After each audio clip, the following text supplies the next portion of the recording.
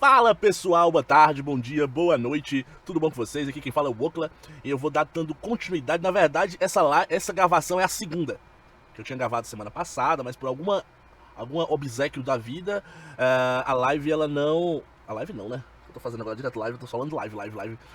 Mas assim, a gravação não deu certo, infelizmente. O áudio deu que deu uma desencontrada, o bitrate do áudio deu uma atrasada em certos pontos que eu não consegui nem consertar. Fiquei tipo assim, um dia todinho tentando, mas aí eu decidi depois, tô perdendo muito tempo tentando corrigir, sendo que eu podia gravar de novo. Mas vocês sabem que tipo assim, a gravação tava tão boa, tá? Mas foco no presente, passado já foi, então vamos lá, tá?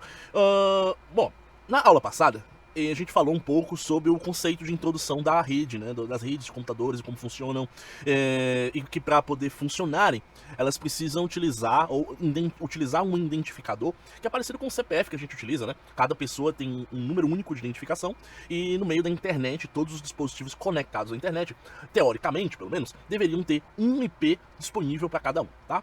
Mas nessa lógica, nesses cálculos por cima que a gente já viu, a gente já percebeu o quê? Que a quantidade de possibilidade de IP aqui variava entre 4,3 bilhões de dispositivos. Hoje a gente já está a lá de Bagdá desse número, né? E isso já estava preocupando as pessoas, os engenheiros, ou as pessoas responsáveis pela alocação, ou as pessoas responsáveis pela gestão desses IPs no mundo há um tempinho já. Desde 1990 já se tinha reuniões, apertaram o botão vermelho lá e disseram: vamos chamar todo mundo porque a quantidade de IP disponível não vai ser suficiente. Tá tendo uma curva esporástica, né? Esporástica.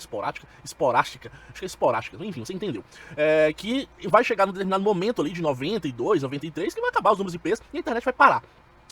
Para evitar esse tipo de situação, eles poderiam pensar em aumentar talvez esse padrão, até se tem hoje um projeto já em execução, que é a versão IPv6. Mas a versão IPv6 ainda precisaria fazer algumas análises, enfim, eles não estavam prontos para implementar um IPv6, uma versão modificada, e aí se pensou em fazer alguns ajustes, sabe? Aquele ajuste técnico, aquela velha gambi, né? Para poder fazer com que sobrasse mais IPs.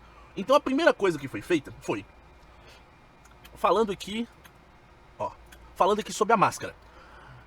A máscara, ela até 1990, ela determinava a classe. E de acordo com a classe, a gente tinha de um lado uma quantidade de redes e do outro lado a quantidade de dispositivos que podiam estar em cada rede. A gente até fez analogia lá da questão da rua, né? A gente tem a rua 192.168.2 e aqui é o número da casa, o 10. Então a gente poderia ter até, teoricamente, 256 casas, mas não pode, tá? A gente vai já tentar falar, ver se eu consigo falar nesse vídeo sobre essa questão, tá? Mas aí quando as ruas fossem diferentes, teoricamente, elas não deveriam se comunicar. Na prática, quando a gente viu lá no Packet Trace, quando eles estão ligados dentro de um dispositivo concentrador switch, elas não se comunicavam, apenas as casas, digamos que estavam na mesma rua, tá? Então a primeira coisa que mudaram foi isso aqui. Por que mudaram? Porque vocês podem perceber que, vamos imaginar o seguinte, quando a gente utilizasse a classe A, a gente ia ter 256 redes, cada rede com 16 milhões de dispositivos. Não vamos falar desse exemplo não, vamos para a classe B. A classe B era meio a meio. Eu teria de um lado 65 mil dispositivos e do outro lado cada rua, né, dessas 65 mil ruas, cada um ia ter 65 mil dispositivos, tá? Mas aí você entra assim, tá, Okla, por que seria desperdício? Porque imagina que você tem uma rede de 500 dispositivos, você já não poderia utilizar a classe C. Porque a classe C não comporta, ela só pode até 256. Então já teria que pular para a classe B. Então alguém, se você fosse usar uma ruazinha aqui dessa faixa de 65 mil, você ia usar os 500, mas ia sobrar 65 mil IPs que você não ia usar. Então vocês estão percebendo que existiria um desperdício de IP? Então esses IPs, esses 60 mil IPs que estavam sobrando, ficavam com um indivíduo só e ele não usava, e outras pessoas precisando de IP e não tinha. Então esse modelo, essa estrutura aqui não era favorável. Então o que eles fizeram? Em meados lá de 1990, eles acabaram com essa estrutura de vínculo de classes com a subrede, ou seja, a máscara de subrede. Hoje elas não têm nada a ver uma coisa com a outra. Então vocês podem acontecer de vocês pegarem livros ou alguém explicando essa relação, mas ela hoje já não acontece mais. Mas isso não é errado, tá? Um tempo atrás, de fato, isso aconteceu, tá? Tô trazendo isso aqui, pessoal, para exemplificar, porque em algum momento da história aconteceu isso e por isso que houve essa necessidade de atualização. Por isso que você vai encontrar livros explicando de uma maneira diferente do que você está lendo hoje, num livro mais atualizado, tá? Então, analisem isso antes de sair criticando algum autor, algum coisa do tipo, dizendo que está errado ou não, tá? Bom, criou-se 5 classes de IPs. E essas 5 classes de IPs, pessoal, foram divididas pelo primeiro octeto. Qual é o primeiro octeto? Esse primeiro carinha aqui, ó. Esse primeiro item antes do primeiro ponto. Então, a classe A ficou do IP1 até o 126, tá? Então, do primeiro octeto, do IP 1 ao 126, ficou definido que seria classe A. Aí, a faixa 127, né, que do primeiro octeto 127, ficou para o endereço de loopback. O que é o loopback, pessoal? Pessoal, o loopback é uma faixa de IPs que são destinadas à conexão no próprio dispositivo. Se eu abrir o terminal aqui, abrir aqui, não sei se vocês estão conseguindo ver, porque esse azul não está muito bom nesse roxo, né? Pera ainda, esquema de cores, padrão. Tarã, tarã, não, tarã não. Fecha, abre de novo. Ainda não ficou legal, não ficou. Tarã, tarã. Agora eu venho aqui em Kali, aparência. Agora vamos aqui mudar para, vamos pegar esse aqui, padrãozão. Fecha. Beleza. Ó, se eu der o IPA aqui, todo computador, pessoal, vai ter uma interface de loopback. Aqui, ó, no Linux ela é vista como LU. Tá vendo, ó? Ele tem um IP, ó, dentro dessa faixa de 127, com no caso 1.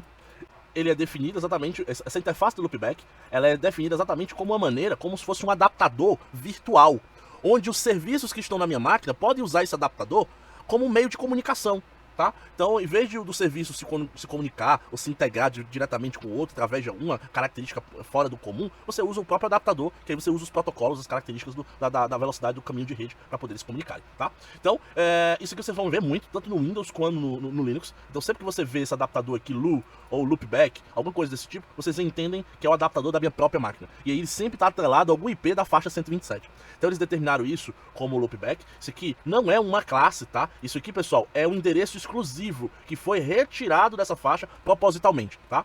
Então, a classe B começa do 128 até o 191. O 192, né, ele vai até o 223 como a classe C. A classe D começa no 224 até o 239 e a classe E do 240 até o 255, 255, 255. Pessoal, algumas faixas aqui, como essa classe D e classe E, são pouquíssimo usadas, tá? Eu não sei, eu nunca vi, na verdade, pra falar a verdade, eu nunca vi uma aplicação real hoje dessas classes, tá? A gente sempre vai utilizar A, B ou C, tá? Essa D aqui essa E, se eu não me engano, é para usos futuros, alguma coisa desse tipo, que acho que até hoje não foi, já estamos mudando para IPv6, que é a versão mais nova, e ela não foi utilizada ainda, tá? Acho que deixaram um espacinho ali pra, vai que alguma coisa precisa, né? Aí tem uma margenzinha ali de tolerância, tá? É sempre bom. Isso é uma situação bem prática na área de TI. Deixa só sempre um negocinho ali pra alguma coisa, uma emergência que precisa, tá? Então, outra coisa também que se mudou é esse conceito aqui de rede interna e rede de internet, tá? Vocês podem se perguntar, tá, Ocla, eu já percebi, e você me disse aí, que as classes deixaram de ter vínculo com a máscara. Quer dizer que a máscara parou de ter importância? Não. Para as redes internas, a máscara continua valendo. Nem botar aqui não. Mas assim, nas redes internas, a máscara continua valendo. Só que para poder você entender o que é uma rede interna e o que é uma rede de internet, você precisa entender um pouquinho dessa diferença, né? O que é rede externa, que geralmente o pessoal usa muitos termos. Ah, a rede da internet, a rede WAN, ou a rede interna, a rede LAN, né? Então a gente tem aqui, às vezes, ó, isso aqui, ó. LAN, que é Local Area Network. Ou seja, o que é um Local Area Network? É uma rede local, é uma rede da sua casa, é uma rede de uma pequena empresa. Todos esses, se eu tenho dispositivos onde eles possam conversar dentro de um local específico, de um espaço, digamos assim, intermediário, não exatamente, tem sempre, pessoal, tudo na parte de infraestrutura tem uma exceção às vezes, mas na grande maioria das vezes, um espaço que é da sua casa, por exemplo, que recebe um link de internet de um provedor, aquilo tudo que está conectado naquele seu dispositivo, né, que na grande maioria das vezes é um roteador, ele está dentro de uma LAN, tá? Mas eu posso ter LANs um pouco maiores, eu posso ter LANs de até 1.000, 2.000, 3.000 computadores, podem ser uma empresa gigante que tem vários computadores, imagina a Microsoft, a sede da Microsoft, tem diversos computadores, então, mas lá dentro da rede da Microsoft eu tenho uma LAN, né? Eles podem até dividir em sub-LANs por questão de segurança, mas teoricamente eles poderiam montar uma LAN só, com esses 2.000 computadores conectados. Então, não é a quantidade de computadores que define uma LAN ou não. Uma LAN é a possibilidade de todos esses caras estarem conectados sob um único domínio, sob uma única gestão, sob um único dono, tá bom? Que fique claro isso para vocês. E a rede da internet, pessoal, é a parte em que os grandes provedores de internet, os data centers, as pessoas, os cabos, ou as empresas que cuidam dos cabos transoceânicos que ligam um continente a outro, você imagina que não, mas não é só o seu provedor que cuida da infraestrutura da internet. Existem outras empresas, esses provedores ou esses grandes provedores contratam ou compram o direito de utilizar um cabo transoceânico. E esse cabo é que faz a interligação de um canto a outro, que me fornece uma banda de internet que eles permitem vender ou subvender para vocês, né? Subvender assim, não é exatamente o termo, mas é revender essa quantidade de internet para vocês, tá bom? Então, a parte da internet toda é isso aí. E aí eu fiz um desenho aqui, que esse desenho ele basicamente vai elucidar o que vocês precisam entender. O que que acontece? Aqui eu tenho uma cafeteria, onde essa cafeteria tem alguns computadores ligados, um caixa, um outro lá da gerência, lá dentro do escritório do gerente, um outro pro coordenador. E aqui eu tenho alguns celulares conectados também, não necessariamente nesse equipamento, tá? Até porque ele não tem antenas Wi-Fi. Mas geralmente esse equipamento aqui é um switch, e esse switch está ligado num roteador ou num AP, que tem esse AP, ele vai ter antenas, para um sinal Wi-Fi, e o seu dispositivo celular vai estar se conectando pelo Wi-Fi. Mas no fim, todos os computadores, todos os dispositivos que estão dentro da cafeteria, ou seja, da rede local, da rede LAN, ou a rede interna, ou rede privada, vocês vão ter muitos conceitos falando a mesma coisa, mas ambos significam a mesma coisa, tá? Todo mundo aqui está conectado em ou um modem, para tecnologias antigas, ADSL. Eu conheço casos de pessoas que ainda usam ADSL, tá? A ADSL era uma tecnologia limitante, ela não entregava velocidades muito boas, mas se não me engano entregava até 10 mega num negócio assim, tipo, raramente, mas sempre ali de 1 mega, 5 mega, 10 megas. A partir disso, já o negócio começava na verdade os provedores nem queriam entregar mais que isso, tá? Então, eu lembro que teve um provedor que foi a Vivo não, a GVT. Ela chegou aqui em Fortaleza era só a Oi, e a Oi só oferecia até 5, 10 megas. Aí a GVT chegou com a ADSL, ela não sei se ela exatamente usava ADSL, se não me engano ela usava ADSL. Mas eles conseguiram entregar, acho que graças a alguma infraestrutura, alguma adaptação, tá? Links de até 50, 100 megas e tudo mais, até que começou a se utilizar fibra ótica, tá? Pessoal, isso tudo aqui que eu tô falando é uma tecnologia, essa tecnologia que está aqui dentro desse equipamento, tá?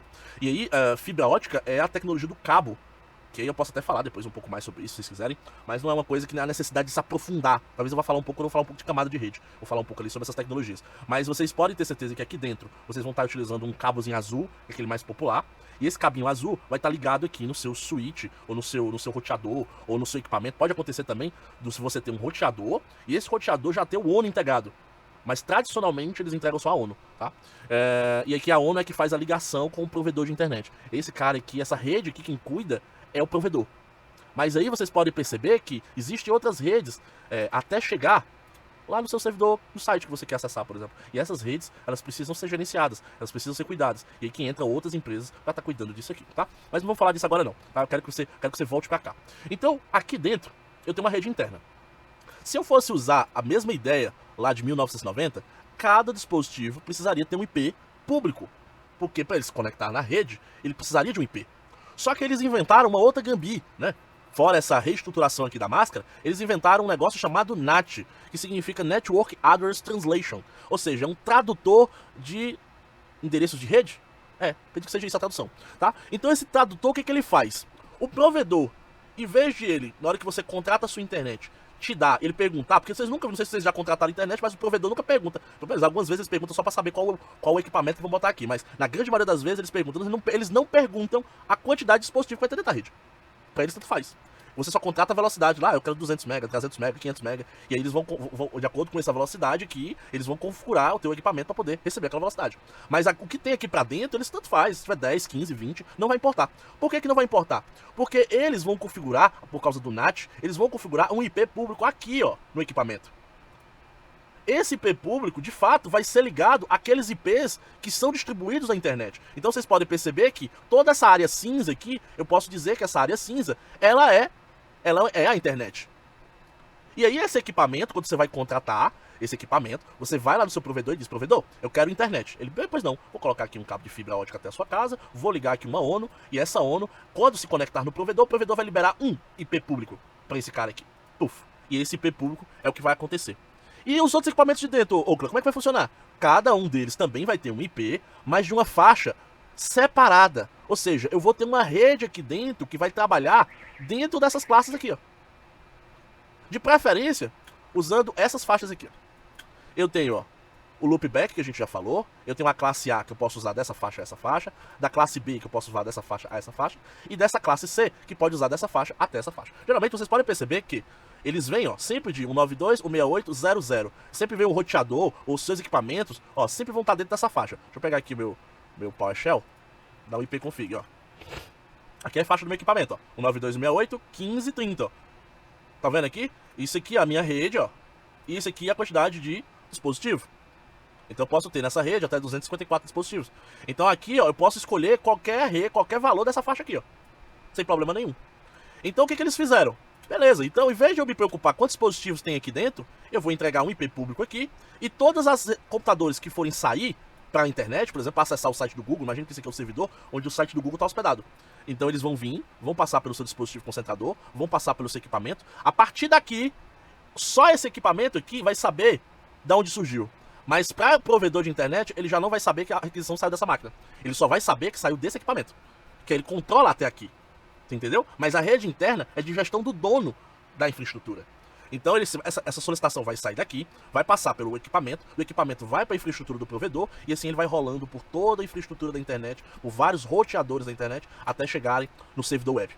O servidor web vai analisar aquela solicitação, dependendo do que seja, vai responder aquela solicitação, e aí vai voltar aqui, ó, até a sua máquina. Quando chegar aqui, o equipamento aqui vai saber quem solicitou, ele vai direcionar novamente para a tua página, pro teu computador, e vai mostrar lá no teu navegadorzinho a página que tu solicitou do Google, tá? Então, pro servidor, às vezes muita gente acontece o seguinte, ó, o cara tá acessando aqui dentro da sua casa, e ele fica com medo de mostrar esse IP aqui, ó. Pessoal, esse IP aqui, que eu tá conectando aqui na minha rede Wi-Fi, ela não é o IP público. Esse aqui é o IP interno, é o IP de LAN. A pessoa que souber esse IP aqui, ela não vai fazer nada contra você, porque ela não vai saber te atingir. Porque o IP importante é esse IP aqui, é o IP do modem. Então a operadora vai te dar um IP público, e esse IP aqui sim, é um IP preocupante. Eu não posso passar ele, porque esse IP pode mostrar detalhes da minha localização, de qual provedor de internet que eu estou usando. Então ele tem uma série de pontos críticos que podem acontecer. Como assim, Ocla? Ó, se eu vier aqui, vocês vão ter um sitezinho, vocês podem até acessar, que é esse aqui, ó. ipinfo.io, tá? Então, http esse site. Na hora que você acessar ele, deixa eu ver se eu consigo acessar via...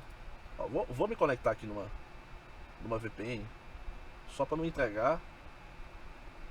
Acho que eu tirei. Enfim. Então, ó, eu não vou acessar aqui porque vai entregar minha localização, eu não sou besta também, né? Mas ao vocês acessarem da sua máquina, vocês vão perceber... Ah, já sei. Não. Vocês acessarem da sua máquina, vocês vão perceber que ele vai mostrar um IP. Ah, você está conectado a partir desse IP. Esse IP, possivelmente, é o IP desse equipamento aqui, ó.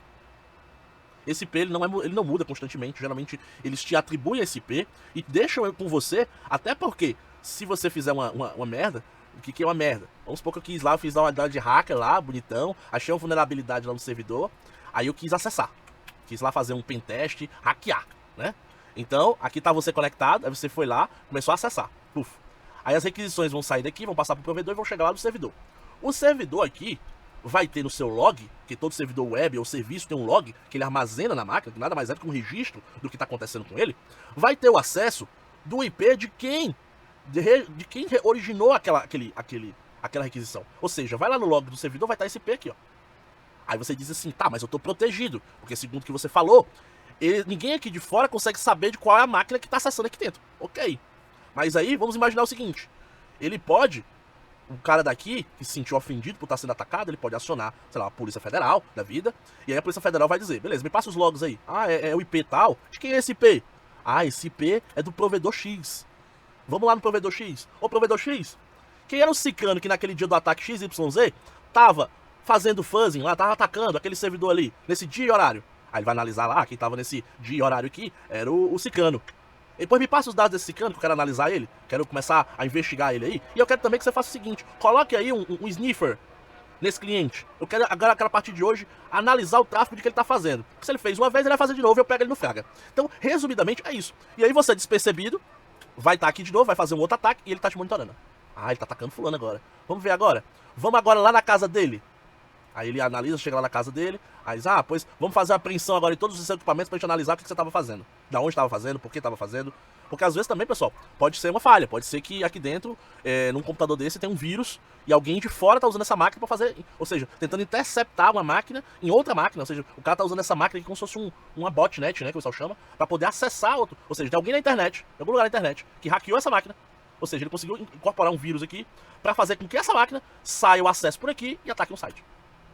Aí, que eu tô dizendo, são várias possibilidades de coisa, tá? Outro ponto, só pra gente finalizar. Existem 2 órgãos mundiais e alguns regionais que determinam essa gestão dos IPs, tá? Existe a IANA. A IANA é o órgão internacional que fez, basicamente, essas divisões aqui, ó. Não de classe, mas uma segunda divisão por regiões. Então a América do Sul tem uma faixa de IP da América do Sul. A América do Norte também tem uma faixa de IP da América do Norte. Isso serve, pessoal, para organizar, primeiramente, e saber, só pelo primeiro octeto, qual é a região que se origina aquele ataque ou aquelas solicitações. Você consegue claramente descobrir, através do primeiro octeto, da onde é que está surgindo aquilo ali. Por quê? Porque existe um órgão que faz essa delimitação. E o órgão que cuida dos IPs aqui do Brasil é a Pessoal, não vou saber ler isso aqui. LACNIC. Eu vou chamar de LACNIC. Perdão se eu estiver errado, tá, pessoal? Tô chamando aqui, mas enfim. LACNIC é a que cuida das IPs aqui do Brasil. Eles receberam da IANA uma faixa, e essa faixa é eles que cuidam. Ou seja, quando o provedor vai solicitar IPs aqui, ele vai abrir esse provedor novo aqui, ele chega lá pro LACNIC e diz, eu preciso de 200 IPs públicos, porque eu tenho uma previsão aqui de ter 200 clientes. Aí ele vai analisar lá, isso, claro, tem um custo para LACNIC, porque toda essa infraestrutura de gestão aqui tem um custo. Então eles cobram para liberar um IP, e esse custo é repassado para o cliente, no final das contas. Tá? Então, eles pedem a solicitação de IP, o provedor vai ter, e cada equipamento que ele vai estar, ele distribui IP, tá bom? E é assim, pessoal, que funciona a internet. Lindo, né? Então, eu acho que é isso, pessoal. Eu não quis deixar o vídeo muito longo, tá? Mas eu espero que vocês tenham entendido. E apenas fazendo uma revisão de forma geral, nessa aula 2 a gente aprendeu que em meados de 1990, eles apertaram o botão vermelho lá para poder exatamente organizar essa estrutura de IPs. Eles desvincularam a máscara da classe, ou seja, eles organizaram agora em 5 classes que são organizadas pelo primeiro octeto. E aí de número tal a número tal pertence à classe A, de número tal a número tal pertence à classe B, de número tal à classe C, e assim sucessivamente. A gente também tem as redes internas que pertencem aos pequenos usuários, até empresas, que têm uma gestão privada daqueles dispositivos, como a gente definiu aqui, no caso até de uma cafeteria, que a gente colocou aqui. E a gente também tem alguns endereços exclusivos, que são utilizados apenas por redes internas, tá? Então o IP do 10.0 até o 10.255.255.255 só pode ser utilizado aqui dentro. A classe B, ele também tem uma faixa que só pode ser utilizada dentro de redes internas, e a classe C também tem uma faixa que só pode ser utilizada dentro de redes internas. Então não vai existir nenhum dispositivo conectado à internet utilizando uma dessas faixas aqui, tá bom? Os demais IPs que não estão dentro dessa faixa, mas que estão nessa grande faixa zona aqui de classes, tá? Elas são utilizadas pela internet, tá? Uma outra pergunta também que pode surgir é, beleza, se aqui dentro eu uso máscara de rede, porque eu posso criar aqui, sempre toda a conexão de IP aqui, eu posso usar máscaras diferentes também, e subredes, ou seja, essa característica aqui, pessoal, de um 9268 para redes internas continua funcionando, tá? O que mudou foi só essa desvinculação aqui, ó, de classe com dispositivo, tá? Mas aqui para a rede da internet, continua utilizando máscara também, mas é uma coisa que somente os provedores e grandes data centers utilizam, tá? Então, o que você precisa entender, no final das contas, depois desse vídeo? Eu quero que vocês entendam o que é rede interna, o que são IPs internos. Eu quero que vocês saibam que todos esses IPs, esses dispositivos internos, saem para a internet com IP público, e que qualquer servidor que você esteja fazendo um fuzzing ou fazendo um pentest, ele vai estar registrando não o IP da sua rede interna, mas o IP do seu modem, o IP do seu equipamento que está conectado, que está ligado ao provedor de internet. Tá bom? Beleza, pessoal? Que vídeo, hein? Vídeo longo, denso, mas eu espero que vocês tenham aprendido, e a gente volta na quinta-feira com a terceira parte desse computador, dessa introdução a redes, onde a gente vai falar um pouco mais sobre a parte de redes, de IP, o que é o zero aqui no final das contas, né? O que é o barra alguma coisa que tem alguns IPs, enfim, é isso, tá bom? Até mais e tchau, tchau.